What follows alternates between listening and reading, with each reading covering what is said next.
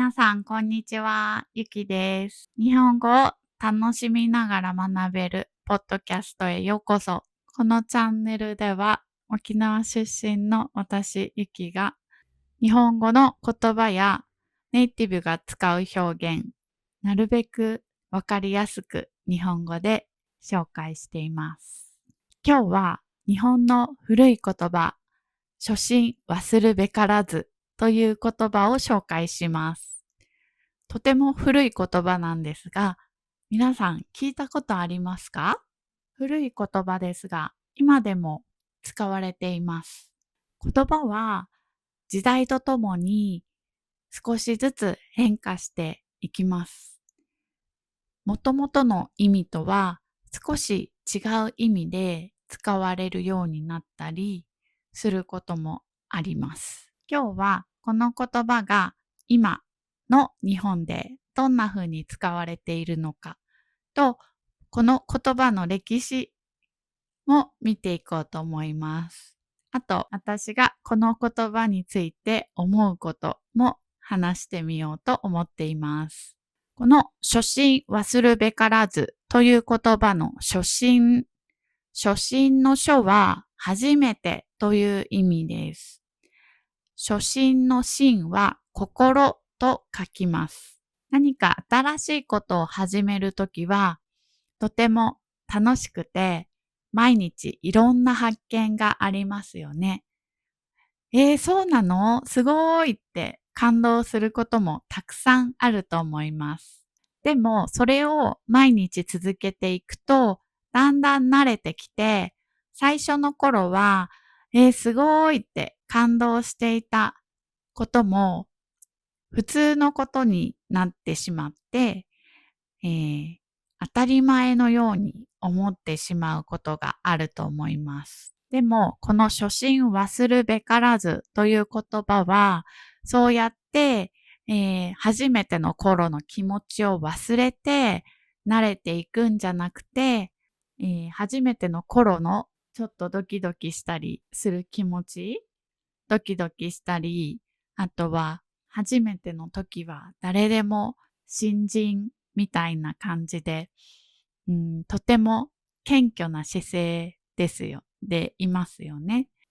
そういう気持ちを忘れてはいけませんという感じで今は使われています。初めての時の熱い気持ちとか、すごいって思う感動とか、謙虚な気持ちを忘れてはいけないよという意味で今使われています。では、この初心忘るべからずという言葉の歴史をちょっと調べてみました。この言葉は室町時代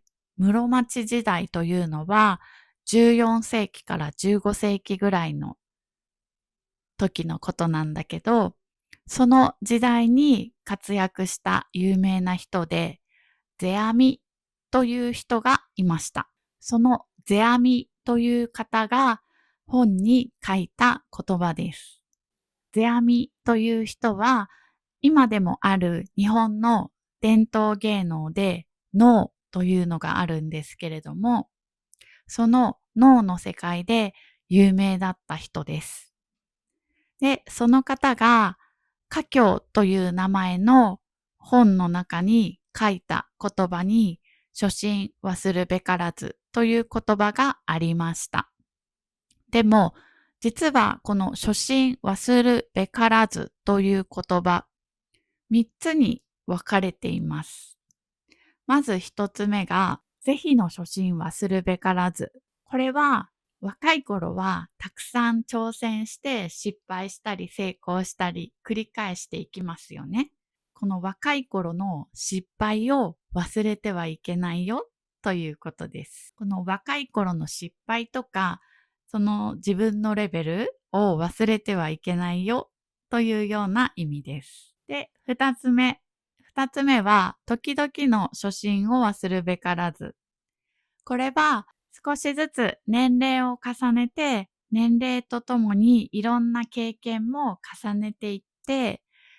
でも、それでも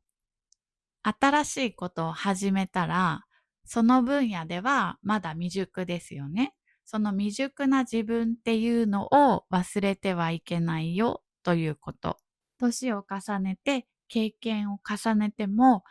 学び続けるということは大切ですよということです。で、最後が3つ目。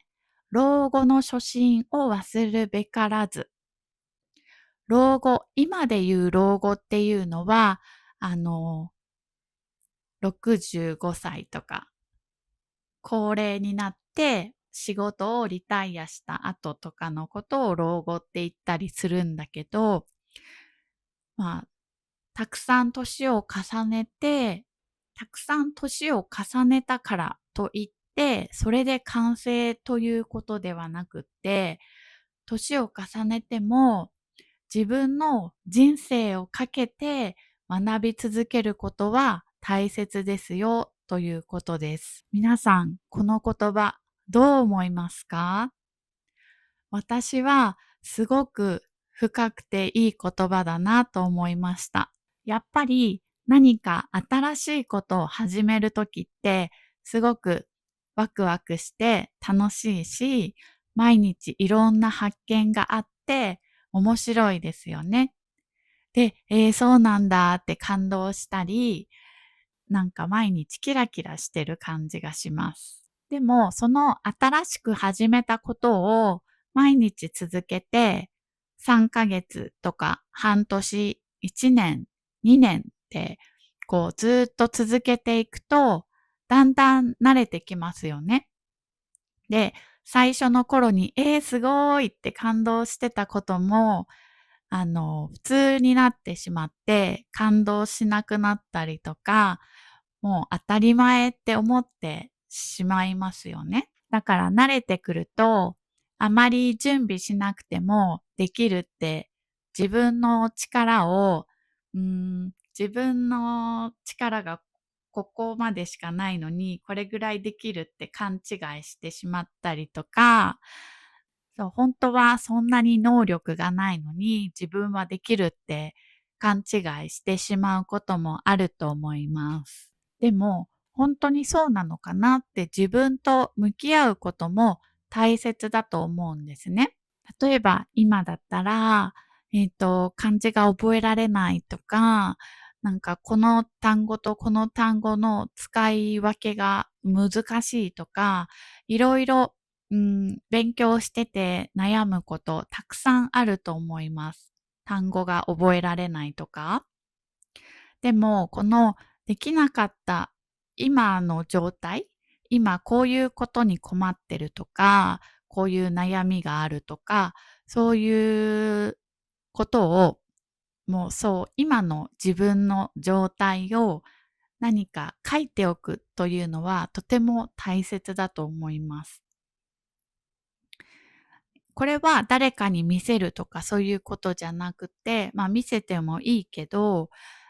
見せなくても自分のノートに書いておいて、取っておくだけでもとてもいいことだと思います。それ、なぜかというと、1年後に見たときに、あ、私1年前ってこんなにできなかったんだって、できなかった時のことって本当にすぐ忘れてしまうんですね。1年前に自分はこんなにできなかったのかっていうの多分1年後は覚えていないと思うんです。だから簡単に忘れてしまうので、その今できない状態とか、今思っていることっていうのを残しておくのはとてもいいことだと思います。あとは逆に1年前の自分から学べることもたくさんあると思います。このできなかった時の気持ちとか、今こういうふうに考えているっていうのを残しておくと、1年後に見た時に、あ、私はこの時こんな風に考えてたんだなって思って、あ、今その時の気持ちちょっと忘れかけてるなとか、1年後に見て、ちょっと今の自分を反省することもあると思うんですね。だから自分がこう忘れてしまった気持ちとかをその時に思い出して、あ、このままじゃダメだなって思ったり、もっとこういうところを頑張らなきゃって思えるはずなので、ぜひ今の気持ちとか、今悩んでいることとか、書いて残しておくのはおすすめです。だんだん年を重ねていくと、覚えるのが大変になってきたり、覚えてもすぐ忘れてしまったりするようになるんですね。でも、だからといって、そこでもうやめてしまうと、もう、それ以上、そこでもう終わりになってしまうので、それはすごくもったいないと思います。だから、私も、年をとって、だんだん勉強しても、若い時みたいにすぐ覚えたりっていうのができないけど、それでもずっと勉強を続けていくことに意味があると思っているので、これからもずっと勉強を続けていこうと思っています。だから今の自分の状態に満足しないで、おばあちゃんになっても勉強を続けて、どんどん成長していけるように頑張ろうと思います。はい、今日は初心忘るべからずという言葉を紹介しました。とてもいい言葉だと思いませんか？私もこの初心忘るべからずという気持ちで、みんなの役に立つような何か一つでも、この動画見てよかったなって思えるような動画をアップできるように頑張ります。今日も最後まで見てくれてありがとうございます。